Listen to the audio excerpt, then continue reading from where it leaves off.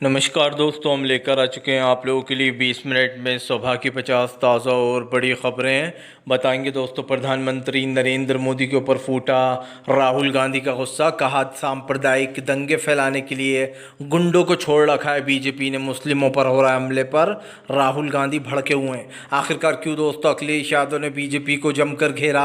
कहा रेपिस्टों को बचाती है बीजेपी, बीएचयू के रेपिस्ट हुए रिहा। तो अखिलेश यादव का फूट गया गुस्सा। क्यों भारतीय जनता पार्टी दोस्तों हरियाणा में होने वाली ये बुरी हार से डरी बीजेपी, और कैसे महाराष्ट्र में दोस्तों जूता आंदोलन ने पकड़ा है तुल, बीजेपी को जमकर घेरा है। जो यहाँ पर आपको बताएंगे, शिंदे को भी घेर लिया है उद्धव ठाकरे ने। तमाम मुद्दों पर होगी बात, लेकिन उससे पहले अगर आपने अब तक हमारे चैनल को सब्सक्राइब नहीं किया कर लीजिए। पास में घंटी आएगी, इसको भी दबाइए ताकि हर वीडियो की अपडेट आपको मिल पाए। दरअसल दोस्तों आपको बताते चले, भारतीय जनता पार्टी के ऊपर जमकर भड़के राहुल गांधी। कहा देश में नफरत फैलाती है बीजेपी, नफरती लोगों को बीजेपी की खुली छूट है। बीजेपी ने उन लोगों को खुद ने बीजेपी ने उतार रखा है दोस्तों, छोड़ रखा है सड़कों पर, जो लोग नफरत फैलाते हैं और जो इस तरीके काम करते हैं। दरअसल दोस्तों 2 दिन हो गए, 2 दिन से सोशल मीडिया पर 2 वीडियो तेज़ी से वायरल हो रहे हैं। एक वीडियो महाराष्ट्र का है, दूसरा वीडियो हरियाणा का है। इन दोनों वीडियो में दोस्तों मुसलमानों की मॉब लिंचिंग की जा रही है और बुज़ुर्ग को मारा जा रहा है। अच्छा, मज़े की बात यह है दोस्तों कि ये लोग ऐसे लोगों को निशाना बनाते हैं जो या तो कमज़ोर होते हैं, या फिर दोस्तों इनसे उलझने की ताकत नहीं रखते, या फिर जो बेचारे गरीब होते हैं। कभी भी आपने देखा इन्होंने किसी मुस्लिम एरिया में जाकर या फिर किसी स्ट्रॉन्ग इंसान से पंगा ले लिया हो, या फिर किसी अमीर मुस्लिम पर हाथ उठा दिया हो? इतनी इनकी औकात ही नहीं है। ये क्या करते हैं कि एक ऐसे इंसानों को ढूंढते हैं जो बेचारे गरीब होते हैं और बुज़ुर्ग होते हैं, उन लोगों के ऊपर उनको मारकर दोस्तों हिंदुत्व का झंडा लहराने का काम करते हैं। सबसे बड़ी बात ये है, हमारे देश के हिंदू भाई और मुस्लिम भाई सब दोस्तों भाईचारे से चलते हैं। दरअसल ये जो लोग नफ़रत फैलाते हैं ये बीजेपी के ही दोस्तों कार्यकर्ता होते हैं, जो कि आम जनता बन के सड़कों पर उतरते हैं। सीधी सी बात है। इसको लेकर राहुल गांधी ने मोदी सरकार को जमकर घेरा। राहुल गांधी ने कहा कि बीजेपी राज में मुसलमानों के ऊपर मॉब लिंचिंग के हमले बढ़ते चले जा रहे हैं। राहुल ने कहा कि हम इसको किसी भी हाल में बर्दाश्त नहीं करेंगे। बीजेपी ने अपने कुछ नफरती चिंटुओं को छोड़ रखा है नफरत फैलाने के लिए, जो खुलेआम लोगों को मार रहे हैं, पीट रहे हैं और उनके ऊपर कोई कार्रवाइयाँ नहीं हो रही हैं। राहुल गांधी ने सवाल उठाया कि फ़िलहाल ये जो सब कुछ लोग कर रहे हैं ये बीजेपी के ही लोग हैं जिनको बीजेपी ने छोड़ रखा है। और ये बात 100% सच है दोस्तों। आपको क्या लगता है, ये कोई आम जनता है, ये हमारे हिंदू भाई हैं या फिर कोई और हैं जो ये कर रहे हैं? बिल्कुल नहीं। ना हिंदू भाई ऐसे हैं, ना मुस्लिम ऐसे हैं, ना सिख ऐसे हैं, ना ईसाई ऐसे हैं जो सड़कों पर मारपीट करें, नफरत फैलाएं। दरअसल ये लोग तो खुद ही बीजेपी पार्टी के कार्यकर्ता होते हैं जो आम जनता बन के सड़कों पे घूमते हैं। इनका सिर्फ एक ही काम होता है, नफ़रत फैलाना, और बीजेपी इनको इसी की सैलरी देती है। चलिए बढ़ते हैं एक और अगली बिग ब्रेकिंग की तरफ। बता दोस्तों, अगली जो बड़ी खबर निकल कर आ रही है, आम आदमी पार्टी के आरोप में घिरी बीजेपी, जमकर भड़के अरविंद केजरीवाल, संजय सिंह। दरअसल दोस्तों आपको बताते चले, जहां एक तरफ अरविंद केजरीवाल अभी भी जेल में बंद है बीजेपी के षड्यंत्र से, तो वहीं दूसरी तरफ बीजेपी जो है दोस्तों आप नेताओं को उठा उठाकर अगवा कर रहे हैं बीजेपी के कार्यकर्ता। अगर बीजेपी के लिए गुंडा वर्ड यूज़ किया जाए तो इसमें कोई गलत नहीं है दोस्तों, क्योंकि बीजेपी एक गुंडा पार्टी है जो अपनी गुंडागर्दी लोगों को दिखाती फिरती है। सीधी सी बात है। आज दरअसल हुआ कल यूँ कि कल आम आदमी पार्टी के एक पार्षद को बीजेपी कार्यकर्ताओं ने ज़बरदस्ती उठा लिया और उनको बीजेपी कार्यालय लेकर गए। आपको बताते चले, रामचरण उनका नाम था। जैसे ही उनको पता चला कि ये बीजेपी के कार्यकर्ता हैं, मुझे ज़बरदस्ती यहाँ ले आए, उन्होंने अपना एक वीडियो जारी कर दिया। उन्होंने कहा कि आज सुबह जब मैं घर से बाहर निकला तो कुछ लोग मुझसे बात करने आए थे और वो लोग मुझे अपने साथ बिठाकर ले गए बीजेपी कार्यालय।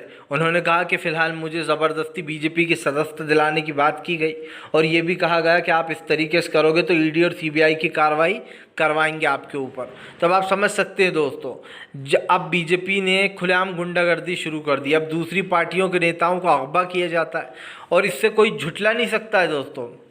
याद कीजिए, जब मध्य प्रदेश की सरकार गिरने वाली थी, कैसे बीजेपी ने वहाँ के तमाम पार्षदों को ले जाकर कहाँ बिठा दिया था? कर्नाटक में बिठा दिया था, जहां आज वापस सरकार कांग्रेस की है। वहां पर बीजेपी ने सरकार गिराकर बना ली थी, तो मध्य प्रदेश के सारे पार्षदों को कर्नाटक ले गए थे। ऐसे ही दोस्तों जब आम आदमी पार्टी, जब महाराष्ट्र की सरकार गिराना थी, तो ये लोग सारे पार्षदों को वहाँ ले गए असम में। मतलब कि बीजेपी इतनी चालाक है दोस्तों, किसी भी विपक्ष की जब सरकार गिराना होती है तो वो अपने राज्य में जाकर उन पार्षदों को ले जाती है अपने राज्य में, और फिर सरकारें गिराती है। तो ये चीज़ें तो आरोप लगते ही। अब उसने नया शुरू करा है, पार्षदों को किडनैप करने का एक नया बिजनेस शुरू हुआ है बीजेपी में। तो भैया ठीक है, जनता ने तो आपको दिखाई दिया आईना कि इस बार तो इतनी भी आ गई, अगली बार तो शायद ख़त्म ही हो जाएगी बीजेपी, पूरी कहीं दिखाई नहीं देगी। खैर ये चीज़ तो साफ हो चुकी है। आम आदमी संजय सिंह ने कहा कि फ़िलहाल बीजेपी के कारनामे किसी छुपे नहीं हैं। संजय सिंह ने कहा कि जिस तरीके की ये हरकतें हो रही हैं इसको माफ़ नहीं किया जा सकता, और भारतीय जनता पार्टी लोगों को ख़रीदने का काम कर रही है। और सबसे बड़ी बात दोस्तों, बीजेपी आम आदमी पार्टी को गिराने की कोशिश आज से नहीं, कई लंबे समय से कर रही है। ये आरोप बीजेपी के ऊपर लगते रहते। खैर ये आरोप लगें या नहीं लगें, एक चीज़ सब जानते हैं दोस्तों कि इस दुनिया में, इस देश में अगर सबसे वर्स्ट पार्टी कोई सी है तो वो बीजेपी है, क्योंकि वो गुंडागर्दी भी करती है, वो लोगों को डराती धमकाती भी है, वो सरकारें भी गिराती है दोस्तों पैसों के बल पर, और देश में कुछ ऐसे कानून भी लाती है जो देश के हित में नहीं होते। चलिए बढ़ते हैं एक और अगली बिग ब्रेकिंग की तरफ। बता दोस्तों, अखिलेश यादव का फूटा बीजेपी के ऊपर गुस्सा, कहा बीजेपी की असलियत जनता के सामने है, किसने BHU गैंगरेप के आरोपियों को दिलाई जमानत। दरअसल दोस्तों हमारे देश में जो हो रहा है वो सबके सामने है।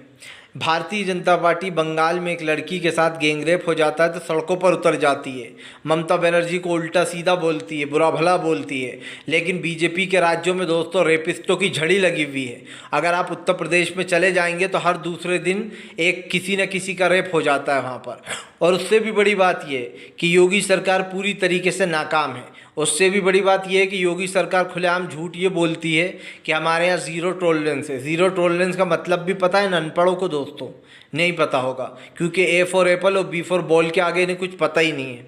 सबसे बड़ी बात, BHU दोस्तों गैंगरेप कितना ज़बरदस्त तरीके से ये चालू हुआ था, और सब ने देखा था कि किस दरिंदगी से इन लोगों ने रेप किया था। और उसके बाद दोस्तों BHU गैंगरेप के आरोपियों को कल कोर्ट से ज़मानत मिल जाती है। तो अखिलेश यादव ने आरोप लगाया है कि किसने इनकी पैरवी की है, किन लोगों ने इनकी पैरवी करके इनको बेल दिलाने का काम किया है। अखिलेश यादव ने सीधा सीधा सरकार पर हमला बोला। उससे भी बड़ी बात यह है दोस्तों कि बीजेपी जो बड़ी बड़ी बातें करती है कि ऐसे लोगों को हम सज़ा दिलाएंगे, या फिर देखो बंगाल में होगा भारत बंद रखेंगे, ये करेंगे, मतलब दूसरे के राज्य में हो जाता है तो छाती पीटने लगते हैं। लेकिन ख़ुद के राज्य में इस तरीके की घटनाएँ हो रही हैं दोस्तों खुलेआम। और रेपिस्टों को बचाने का सबसे बड़ा काम पता किसका? बीजेपी का। जितने भी रेपिस्ट घूम रहे हैं वो ज़्यादातर बीजेपी के या तो सलाहकार हैं दोस्तों, या तो उनकी पार्टी के लोग हैं, या फिर दोस्तों बीजेपी ने सपोर्ट करती है।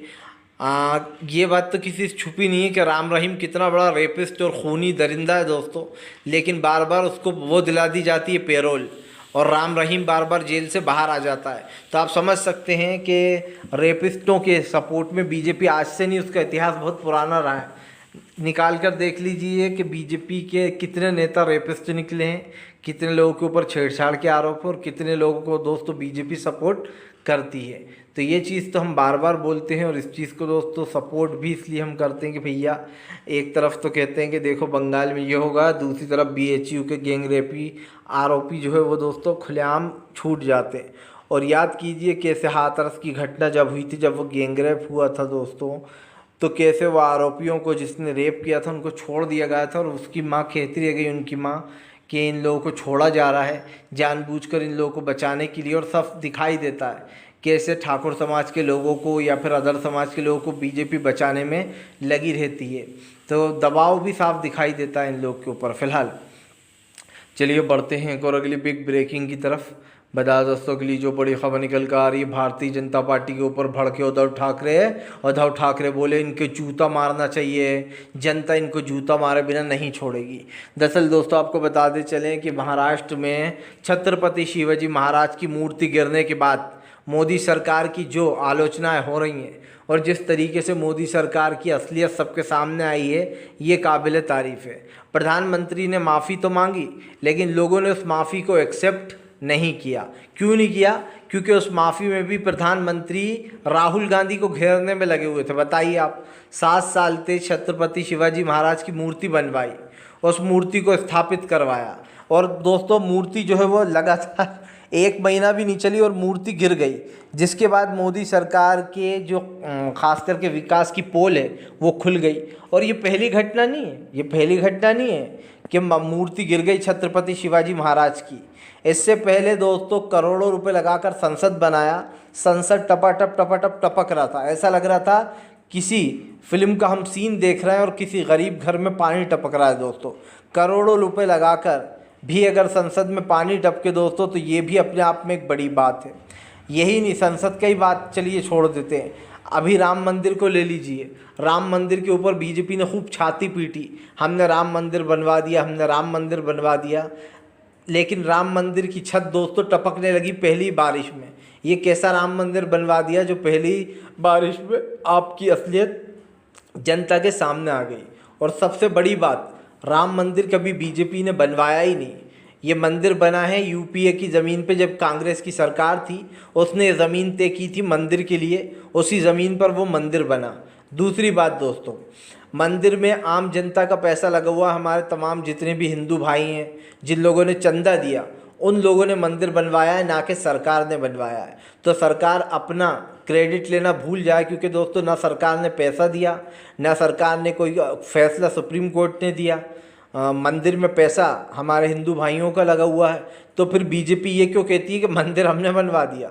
बीजेपी दोस्तों जो जी रही है ना, जो सांस भी ले रही है, वो भी जनता के पैसों से ले रही है। अगर आप और हम टैक्स ना दें, सामान ना खरीदें, छोटा मोटा एक साबुन पे भी 2 रुपये जीएसटी ले लेते हैं ये लोग, तो जनता के पैसों से ऐश करते हैं और उन्हीं से कहते हैं हमने ये बनवा दिया, हमने वो बनवा दिया। तुमने कुछ नहीं बनवाया है, जनता तुम्हें उल्टा सैलरी दे रही है, फ्री की सैलरी ले रहा हो बैठकर, और जनता कोई डस रहा हो नाक की तरह, या फिर कहते दीमक की तरह खाने का काम कर रहा हो जनता को। तो ये साफ सच्चाई दिखाई देती है कि सरकार कोई सी आए दोस्तों, जनता का पसीना निकालने में लगी रहती है, लेकिन जो बीजेपी है वो तो सबसे ही आगे है दोस्तों। इसलिए बीजेपी को हटाना हमारे देश के लिए बहुत ज़रूरी है। हमने देखा अभी बांग्लादेश में क्या हुआ, ऐसा माहौल कभी हमारे देश में ना बने। इसलिए दोस्तों मोदी सरकार को हटाना उतना ही ज़रूरी हो गया है जितना जीने के लिए सांस लेना है। और ये लिख कर ले लीजिए, प्रधानमंत्री की उल्टी गिनती तो वैसे भी शुरू हो चुकी है, क्योंकि अब तो पार्टी में बहुत जल्दी 2 फाड़ होने वाली है। 2 फाड़ होने वाली है दोस्तों, आधे इधर जाएंगे, आधे उधर जाएंगे। और भारतीय जनता पार्टी के सर पर तलवार लटक रही, जिस दिन सरकार गिरी ना कोई कार्रवाई होगी ना कुछ होगा दोस्तों, उल्टा बीजेपी के नेता ही रडार पर आ जाएंगे। तो हमने तो बार बार इस चीज़ को दोहराया और कहा है कि भारतीय जनता पार्टी का जो लोग साथ दे रहे हैं, जनता उन्हें भी वोट नहीं देगी आगे चल के। क्योंकि देखिए, अगर आप गलत का साथ देंगे तो जाहिर सी बात है कौन आपको वोट देगा। जनता भी समझ जाएगी कि ये तो उन लोग का साथ दे रहे हैं जो लोग 10 साल से लोगों को बेवकूफ़ बनाने का काम कर रहे थे। चलिए बढ़ते हैं और अगली बिग ब्रेकिंग की तरफ। बता दोस्तों के लिए जो बड़ी खबर निकल कर आ रही है, भारतीय जनता पार्टी को लगने वाला है 440 वोट का झटका दोस्तों। एक तरफ चिराग पासवान और नीतीश कुमार ने कर दिए बागी सुर, बीजेपी की बढ़ गई टेंशन। दरअसल दोस्तों अब तो बीजेपी के नवाज वाले फैसले पर खुद बीजेपी के सहयोगी ही उसे घेरने लग गए हैं, और काम ही ऐसा किया है बीजेपी ने कि अगर इनको घेरा जाए तो कोई गलत नहीं होगा। दरअसल दोस्तों आपको बताते चलें, हमारे देश में भाईचारा सबसे ऊपर रखते हैं हम लोग, क्योंकि भाईचारे से ही ये देश चल रहा है। लेकिन भारतीय जनता पार्टी इसी भाईचारे को ख़त्म करना चाहती है। जो प्यार मोहब्बत है, उन छोटी छोटी चीज़ों पर नफ़रत फैलाती है, या फिर यूँ कह दें कि लोगों में फैलाने की कोशिश करती है। अब हुआ कुछ यूँ दोस्तों कि जो हेमंत विश्व शर्मा है, जो कि एक मुस्लिम विरोधी माना जाता है, असम का सीएम है दोस्तों, उसने अभी हाल ही में एक फ़ैसला लिया, एक बिल पास करवा दिया कि अब से जो 2 घंटे का नमाज का ब्रेक हुआ करता था संसद में, वो नहीं होगा असम की संसद में। और ऐसे में दोस्तों लोगों ने सवाल उठा दिए कि 2 घंटे नमाज के लिए अगर मिलते थे शुक्रवार को, तो ऐसा तो ही नहीं दोस्तों एक दिन में क्या कार्रवाई कर लेंगे 2 घंटे बढ़ा के दोस्तों नॉन स्टॉप। कुछ कार्रवाई नहीं कर पाएंगे। तो जानबूझकर सिर्फ क्योंकि मुसलमानों को 2 घंटे का नमाज के लिए ब्रेक मिलता था संसद में, उस ब्रेक को हटाकर ऐसा विधायक बिल लाया और उसको पास कराया है। इसको लेकर बवाल मचा हुआ है, जहां एक तरफ विपक्ष ने सवाल उठाया कि मुस्लिम भाइयों की जानबूझकर आस्था और धर्म के साथ खेला जा रहा है, तो वहीं दूसरी तरफ अब नीतीश कुमार और चिराग पासवान ने इस पर सवाल उठा दिए। उनका कहना है कि सरासर गलत है, इस तरीके से मुस्लिम भाइयों के साथ करना और 2 घंटे की नमाज को ख़त्म कर देना ये सही नहीं है। किसी भी धर्म का उन्होंने कहा इस तरीके से करना धर्म के आधार पर, इसको हम जायज़ नहीं ठहराएंगे। आपको बताते चले चिराग पासवान ने जैसे ही ये बात बोली, बीजेपी को मिर्ची लग गई। बीजेपी अब चिराग पासवान को किनारे लगाने में लगे हुए हैं। एक तरफ चिराग पासवान नरेंद्र मोदी के चहीते बने रहे, नरेंद्र मोदी को सपोर्ट करते रहे, उधर दूसरी तरफ नरेंद्र मोदी चिराग पासवान को ही जेल भेजने के चक्कर में है। बताया जा रहा है कि अगर चिराग पासवान ने ज़रा भी ऊँ आ करी तो चिराग पासवान को जेल भेजा जा सकता है, कई आरोप उन पर सिद्ध किए जा सकते हैं। उससे भी बड़ी बात ये निकल कर आ रही है कि चिराग पासवान के पार्षदों को भी ख़रीदा जा सकता है। बीजेपी दोस्तों ख़रीदने में नंबर 1 है, क्योंकि आपको बताते चले चिराग पासवान को किनारे कर पशुपति पारस से मुलाकात की है अमित शाह ने। इसका मतलब आप समझते हैं कि जब चिराग पासवान को किराने लगाने में लगी रहती है बीजेपी। चिराग पासवान ने हमेशा बीजेपी के साथ दोस्तों वफादारी करी है, लेकिन बीजेपी किसी की सगी नहीं है, ना वो दोस्तों किसी की सगी नहीं है, ना वो चिराग पासवान की सगी है, ना नीतीश कुमार की सगी है, और जितनी भी सहयोगी पार्टी हैं किसी के साथ वो वफादार नहीं रही। अगर आपको यकीन ना हो तो देख लीजिए, अभी दुष्यंत चौटाला ने हरियाणा सरकार में अंत तक बीजेपी का साथ दिया, लेकिन अंत में जब बीजेपी सरकार के ख़िलाफ़ होगा दुष्यंत चौटाला, तो बीजेपी ने क्या करा दोस्तों, बीजेपी ने उनके ही पार्षदों को ख़रीद लिया और उन्हीं को दोस्तों जो है पार्षद लेस कर दिया। मतलब कि जो भी बीजेपी का साथ देता है, जो पार्टी रोलिंग पार्टियां होती है छोटी मोटी, बीजेपी उन पार्टियों को ख़त्म कर देती है उनके विधायकों को ख़रीद के। यानी कि दोस्तों ये कह सकते हैं कि बीजेपी में वफादारी बिल्कुल नहीं है, जो पार्टियां उसका साथ देती हैं उसी को बर्बाद कर देती है। और ये पहला नहीं है, जितनी भी पार्टियां आज तक बीजेपी के साथ जुड़ी उनका यही हाल हुआ।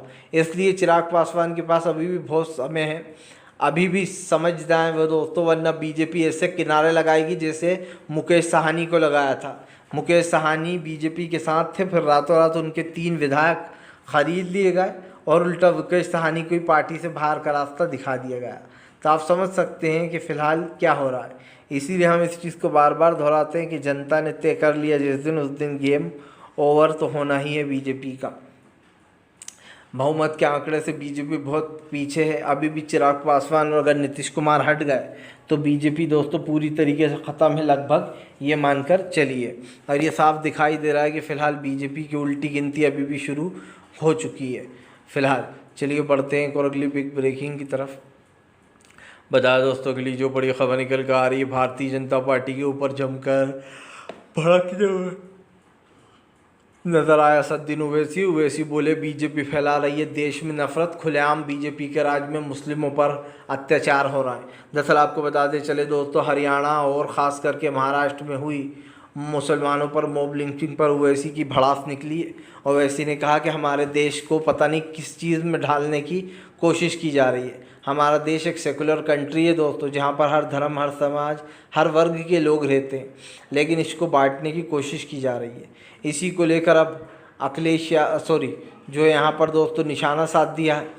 और आपको बताते चले दोस्तों, ये निशाना इसलिए साधा गया है कि फ़िलहाल जो हो रहा है वो सबने देखा कि कैसे कल महाराष्ट्र की एक ट्रेन का वीडियो वायरल हुआ और जिसमें एक बुज़ुर्ग को सिर्फ इसलिए पीटा जा रहा है दोस्तों कि तुम इसमें मीट ले जा रहा हो, जबकि दोस्तों वो बुज़ुर्ग उसमें मीट नहीं ले जा रहा था।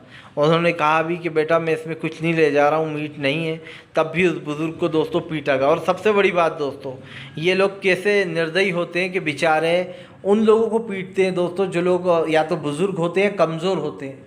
ये इतने चालाक हैं कि ऐसी जगह ढूंढते हैं जहाँ पे अब इनके पास 8-10 पंटर होते हैं दोस्तों, और उन पंटर के सहारों पर ये एक आध को पकड़ के मार देते हैं। अगर ये अपने बाप की औलाद हैं दोस्तों तो आ जाएं अकेले, या फिर आ जाएं ऐसी जगह पर जहाँ पर स्ट्रॉन्ग लोग रहते हैं। कभी भी मुस्लिम जगहों पर नहीं जाएंगे ये ऐसी जगह पर निशाना बनाते हैं दोस्तों मुस्लिमों को जहाँ पर या तो एरिया ही हिंदू भाइयों का होता है, या फिर ऐसी जगह होती है दोस्तों सुनसान जहाँ कोई मुस्लिम होता नहीं है। वरना आप समझिए ये लोग बिना पिटा आ जाएं, ऐसा हो नहीं सकता। फिलहाल